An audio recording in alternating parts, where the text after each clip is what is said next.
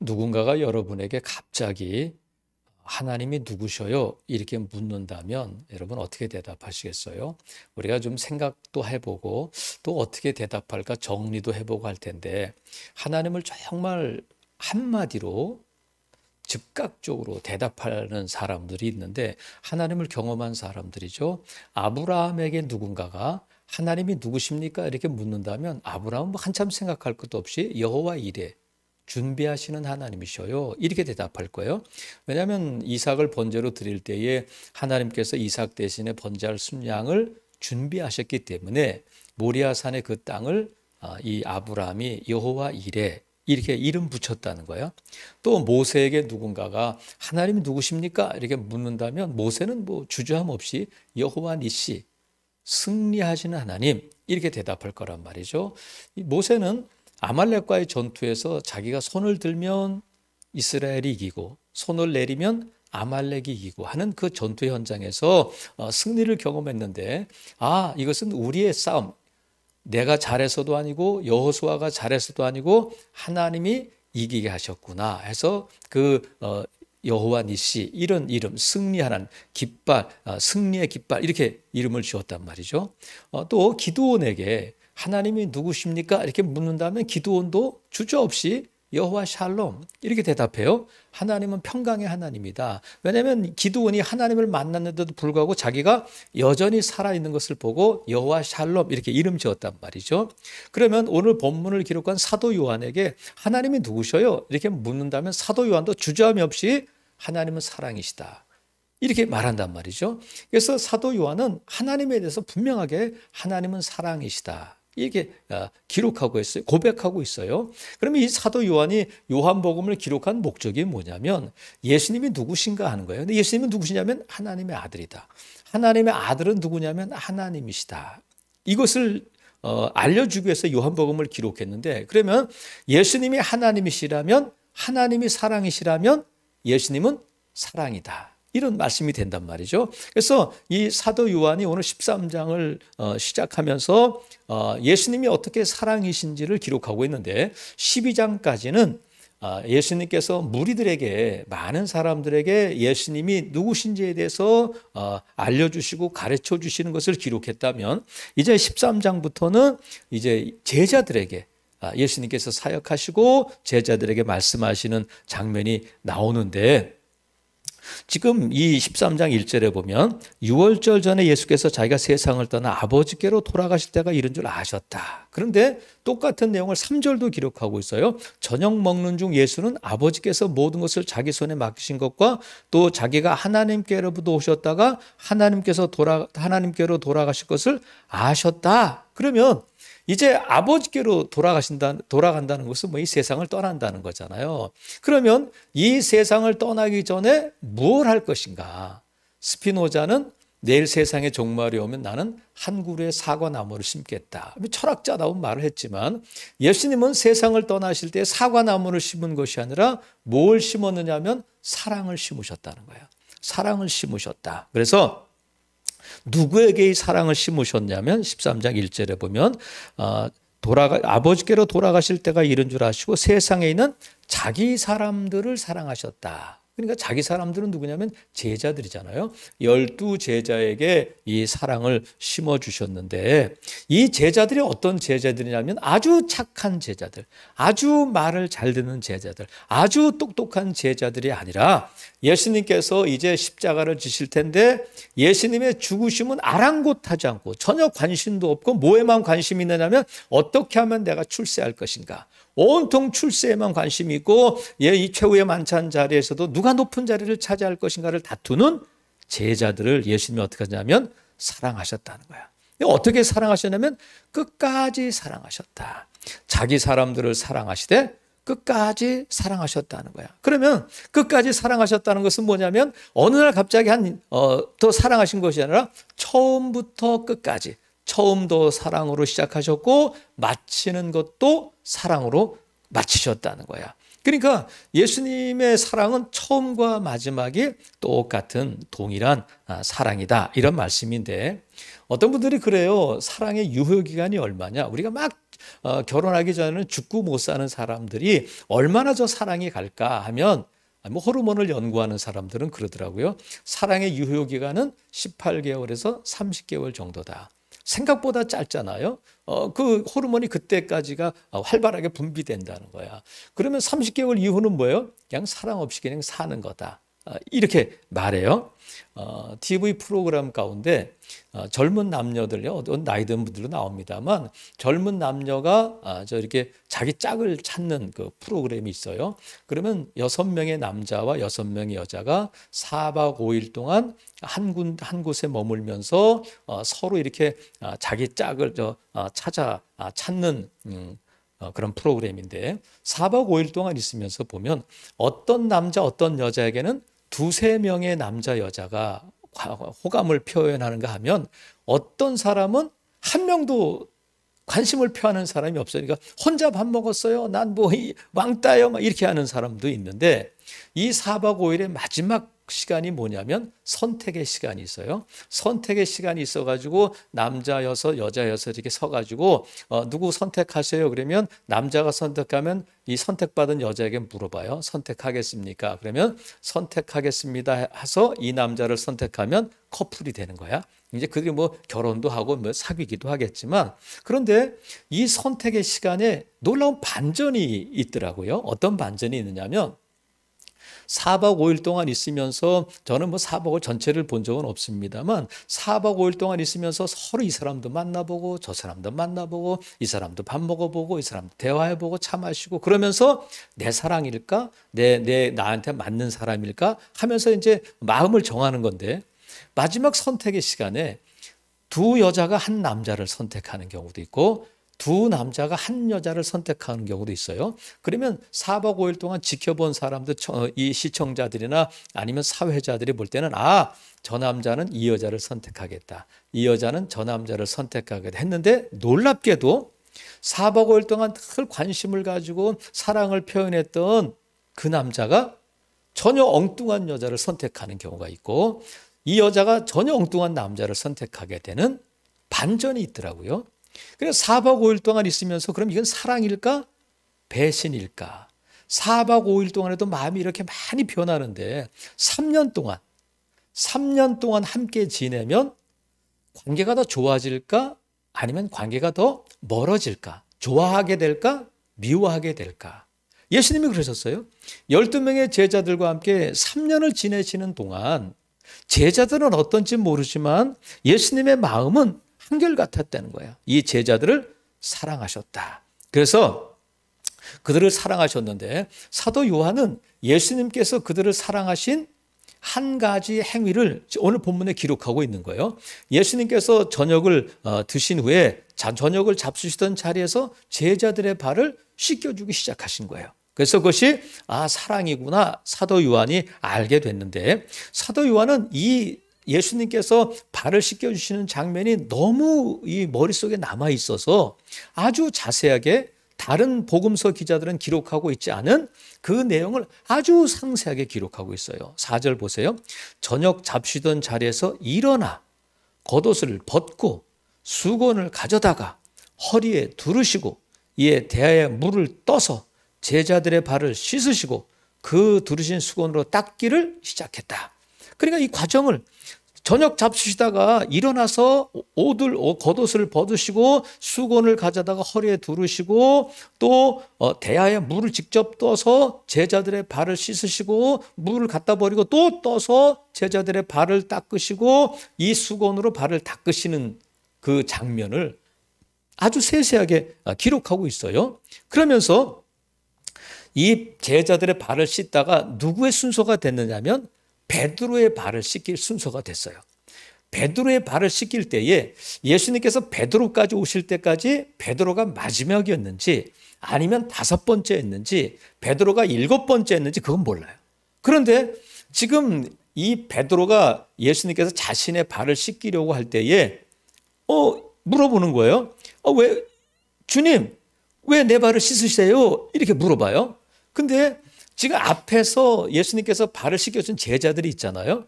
그러면 예수님을 스승으로 인정한다면 당연히 물어봤어야 돼. 예수님, 주님, 왜 이러시는, 주님이라고 부르는데, 이 당시에 발을 씻겨주는 것은 누가 하느냐면 유대인들끼리는 안 해. 이방인 노예들이 유대인의 발을 씻겨주는 거예요. 로마 사람들의 발을 씻겨주는 거예요. 그러니까 지금 이 일은 자기 유대인 종들도 안 하고 이방인 종들만 주인의 발을 씻겨줄 수 있는데, 스승이신 예수님이 제자들의 발을 씻겨준다는 것은 자기가 정말 예수님을 주님으로 인정하고 스승으로 인정한다면 거부했어야 되는 거예요. 근데 이러는 중에 예수님께서 발을 씻으시다가 베드로에까지 오니까 베드로는 예수님 왜 그러시는 거예요? 주님 왜 그러시는 거예요? 그랬더니 예수님께서 7절 뭐라고 말씀하시냐면, 내가 하는 것을 내가 지금은 알지 못하나 이후에는 알리라. 그랬더니 베드로가 강하게 내 발을 절대로 씻지 못하리이다 그랬는데, 여러분 절대로라는 단어 앞에 1번 이렇게 있고 그 1번을 밑에 따라가 보면 뭐라고 돼 있어요? 또는 영원히 그렇게 돼 있어. 그러니까 베드로는 영원토록 예수님이 제 발을 씻을 수가 없어요. 저는 허락할 수가 없어요. 못 씻게 할 거예요. 이렇게 강하게 말한단 말이죠. 그랬더니 예수님께서 뭐라고 말씀하시면 8절에 보니까 내가 너를 씻어주지 아니하면 네가 나와 상관이 없다. 이 말씀을 하시니까 갑자기 베드로가 예수님의 뜻을 오해했던 베드로가 오버하는 거야. 9절. 시몬 베드로가 이르되 주여 내 발뿐 아니라 손과 머리도 씻어주세요. 이렇게. 다른 제자들은 발만 씻고 지금 지나갔는데 예수님께서 내가 내 발을 씻어주지 않으면 나와 상관이 없어. 너는 나와 남남이야.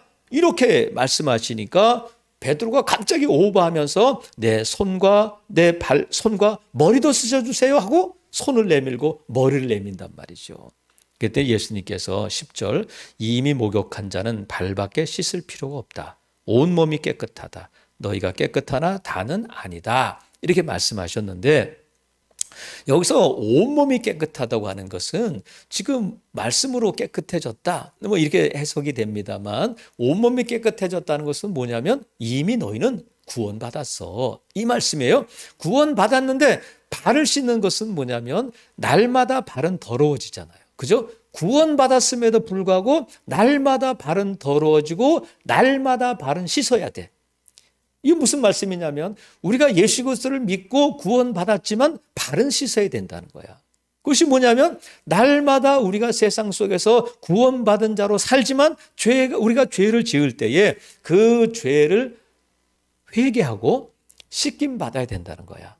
이 말씀을 지금 하고 계시는데, 예수님께서 이 사랑을 발 씻는 것을 통해서 보여주셨는데 어떤 사랑이었냐면 끝까지 사랑하셨다는, 끝까지. 그러면 예수님은 처음도 사랑이시고 끝까지 사랑하시고, 끝까지가 언제냐면 세상 아버지께로 돌아가실 때까지, 이 세상을 떠날 때까지 사랑하셨으니까 예수님께서 처음 사랑은 어떤 거냐면 이 세상에 오시는 것도 사랑으로 오셨다는 거야. 그러니까 하나님께서 이 세상에 아들을 보내실 때에 예수님께서는 이 땅에 오시는 것 자체가 낮아지심, 하늘로부터 창조주이신 그분이 피조물로 오시는, 정말 하늘의 영광을 버리시고 낮아지셔서 이 땅에 오셨는데, 그 낮아지심 자체가 뭐냐면 사랑이라는 거예요. 그러니까 사랑한다는 것은 뭐냐면 낮아지는 거지, 사랑한다고 하면서 높아지려고 하면 안 된단 말이죠. 예수님께서 그렇게 하셨어요. 그래서 마가복음 10장 45절에 보면 인자가 온 것은 섬김을 받으려 함이 아니요 도리어 섬기려 하고 자기 목숨을 많은 사람의 대성물로 주려 하심이라, 이렇게 말씀하셨어요. 그러니까 예수님께서 이 땅에 오신 것은 섬김을 받으려 하심이 아니라 섬기러 오셨다는 거예요. 낮아지신 그분이, 하나님이신 그분이 피조물을 섬기러 이 땅에 오셨는데 그 섬김의 끝은 뭐냐면 십자가를 지시는 거다. 그래서 예수님은 낮아지셔서 이 땅에 오셔서 섬겼었는데 무엇으로 섬겼냐면 지금 끝까지 목숨을 버리면서까지 인간을 사랑하셨다는 거야. 그러니까 예수님의 사랑은 낮아지시는 사랑이실 뿐만 아니라 생명까지 주시는, 모든 것을 아낌없이 주시는 사랑이 예수님의 사랑이다. 그래서 사도 요한이 이 본문을 기록할 때에 이 현장에 있을 때는 그걸 몰랐어요. 왜 예수님이 제자들의 발을 씻겨주시는지, 왜 너희 중에 다 깨끗한데 한 사람은 아니라고 말씀하시는지 이때는 몰랐어요. 근데 예수님께서 내가 나중에 이후에는 알리라 하신 말씀을 성령 강림 이후에 그 말씀을 깨닫게 되고, 아, 이것이 무슨 의미인지를 알게 되고 이 본문을 기록하고 있단 말이죠. 그래서 이 본문을 기록할 때에 사도 요한은 이 현장에 있을 때는 몰랐는데 나중에 성령 강림 이후에 성령을 통해서 깨닫게 하심을 통하여 부활을 통하여서 깨닫게 되면서 이 본문을 기록한 이유가 뭐냐면, 그러니까 여러분, 예수님께서는 당신을 사랑하십니다. 어떻게 사랑하시냐면 끝까지 사랑하셔요. 그러니까 지금 사도 요한이 깨달은 것을 우리에게 지금 말씀해 주시는 거야. 그래서 자기 사람들을 사랑하실 때 끝까지 사랑하셨다는 그 말씀을 기록함으로 말미암아 여러분은 예수님께서 끝까지 여러분을 사랑하신다는 것을 여러분 믿고 여러분 그 사랑을 누리시기를 바랍니다. 나는 나중에서야 깨달았지만 여러분들은 지금 깨달으시기를 바랍니다 하면서 이 본문을 기록하고 있단 말이죠. 여러분 끝까지 사랑하셨는데 아까 제가 말씀드린 것처럼 의학자들은 사랑의 유효기간이 18개월에서 30개월입니다. 이렇게 말해요. 그것이 뭐 엄청난 지식이고 엄청난 깨달음인 것처럼 말하지만 여러분 그 말을 믿으면 그렇게 되는 거예요. 내가 누군가를 사랑할 때에 내가 남편을 사랑하고 아내를 사랑할 때에 30개월 됐어. 그럼 우리 사랑은 다 식어진 거야. 우리가 의리로 사는 거야. 이렇게 된단 말이죠. 여러분 그걸 믿으라고 제가 말씀드리는 건 아니에요. 그래서 지금 예수님께서는 저와 여러분을 사랑하실 때에 30개월 기간을 정해놓고 사랑하시는 것이 아니라 저와 여러분을 끝까지 사랑하시는 주님이신 줄로 믿습니다. 그래서 저와 여러분이 이 사랑으로 인하여서 예수님이 저와 여러분을 위해서 십자가를 지심으로 말미암아 우리가 구원받았다. 예수님의 피로 씻김 받았고 우리가 또한 이 세상에 살면서 하나님의 자녀로 살지만 하나님의 자녀로 살면서 지은 죄를 어떻게 하냐면 발을 씻듯이 우리가 주님의 이름으로 회개할 때에 또 예수님의 보혈이 저와 여러분의 발을 깨끗하게 씻어주시듯이 매일매일 우리가 주님 앞에 나가서 이 씻김을 받아야 된다는 거야. 살아계시는 성도 여러분, 사도 요한은 나중에 지금 여기 말씀하신 것처럼 11절에 보니까 이는 자기를 팔 자가 누구인지 아심이라. 이때는 몰랐어요. 이때는 몰랐는데 그러므로 나는 깨끗하지 아니하다. 이 말씀을 왜 하셨을까? 이 말씀에 대해서 아무도 귀 기울이지 않았고 이때의 가룟 유다가 나를 팔 것이라는 것을 구체적으로 말씀하시고 여러 차례 지적하셨음에도 불구하고 제자들은 귀담아 듣지 않았어요. 누가 예수님을 팔겠어.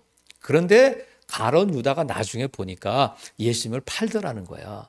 그런데 예수님께서 사랑하시는 제자들 가운데 지금 사도 요한은 베드로가 이 말을 할 때 예수님 나 발 씻어주시면 안 돼요? 나 그렇게 못해요? 내가 이 스승님이 어떻게 그럴 수 있겠어요? 이렇게 말할 때에 사도 요한은 아무 말도 못하고 그냥 발을 예수님이 씻어주실 때 아무 말도 못했어요. 그 의미도 몰랐는데 나중에 보니까 베드로가 예수님을 3번 부인할 것을 말씀하신 것이 기억난 거예요.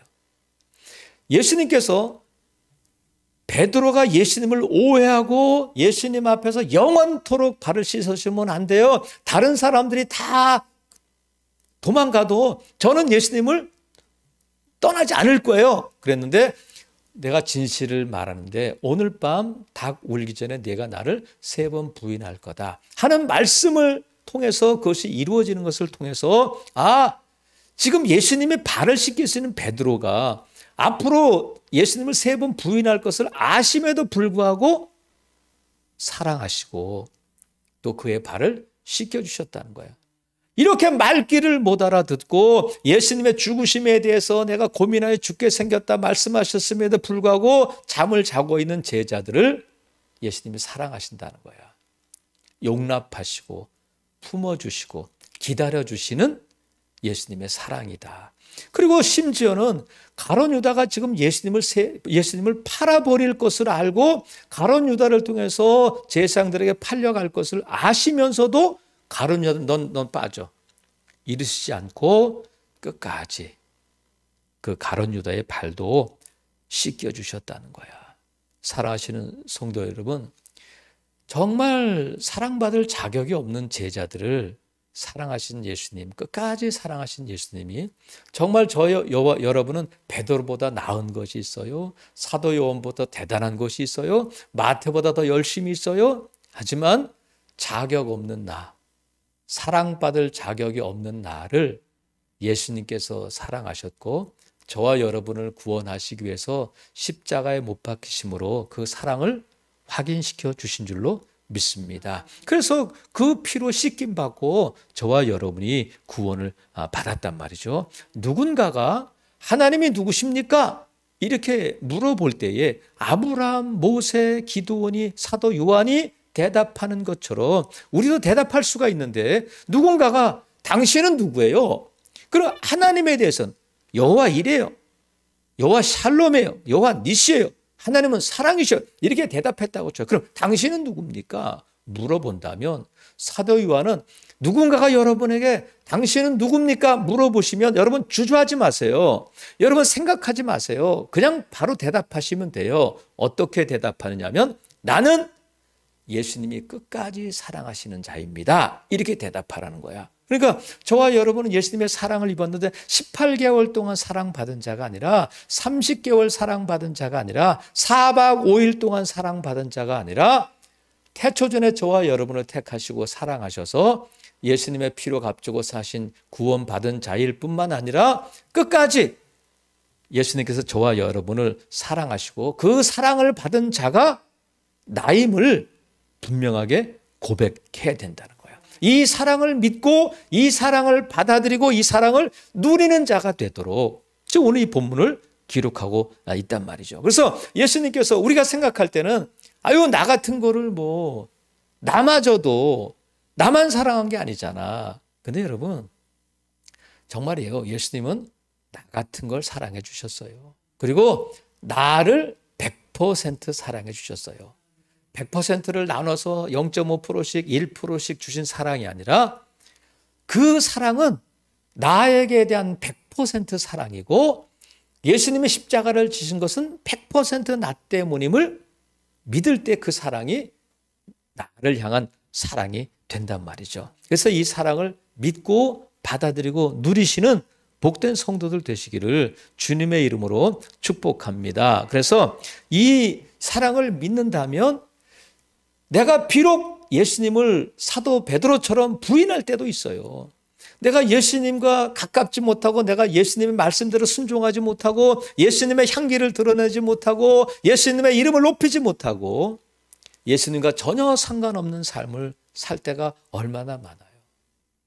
오히려 내가 예수님을 욕먹일 때도 있고 정말 예수님 앞에 부끄러울 때도 있지만 우리가 분명히 기억해야 할 것은 사도 베드로를 예수님께서 용납하시고 끝까지 기다려주시고 또 그를 오해했던 그를 이해시키셨던 예수님이 저와 여러분을 끝까지 사랑하심을 믿고 예수님께 나아가는 발걸음을 중단하지 않기를 주님의 이름으로 축복합니다. 내가 비록 예수님을 사랑합니다 말하지 못할 때도 정말 내 안에 내가 정말 예수님을 사랑하는 것을 내 삶으로 보여주지 못할 때에도 예수님은 저와 여러분을 끝까지 사랑하시고 품어주시고 용납하시고 기다려주시는 예수님을 믿으시기를 바랍니다. 그래서 예수님이 내가 나와 상관이 없다 이 말씀처럼 저와 여러분 늘 매일 매순간이 예수님과 관계를 맺는 포도나무인 예수님께 접분 지파돼서 예수님께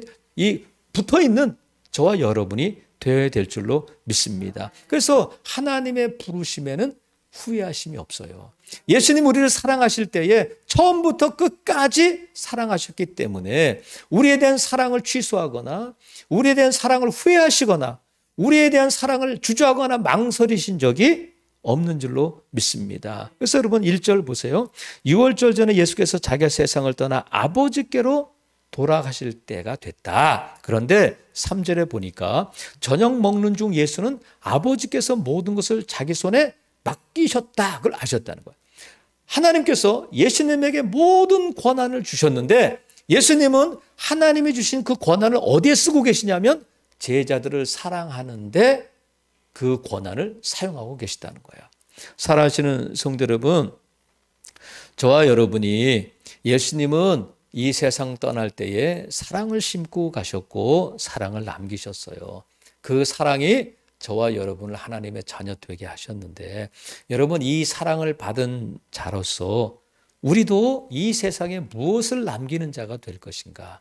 예수님처럼 사랑을 남기는 저와 여러분이 될 수 있기를 바랍니다. 무엇을 남길까? 예수님은 끝까지 제자들을 사랑하시고 사랑을 남겨주셨는데, 여러분 우리가 사랑해야 될 사람은, 지금 예수님이 제자들을 사랑하실 때 여러 차례 말씀드립니다만 베드로도 그렇고 사도 요한도 그렇고 안드레도 마찬가지고 빌립도 그렇고, 정말 사랑받을 자들, 사랑받을 자격이 있는, 지금 최후의 만찬 자리에서도 예수님이 십자가를 앞에 두고 있음에도 불구하고 자리 다툼을 벌이고 있는 그들을 사랑하신 것처럼 우리가 내 가족을 사랑하고 나를 사랑하는 자들을 사랑한다는 것은 누구나 다 할 수 있잖아요.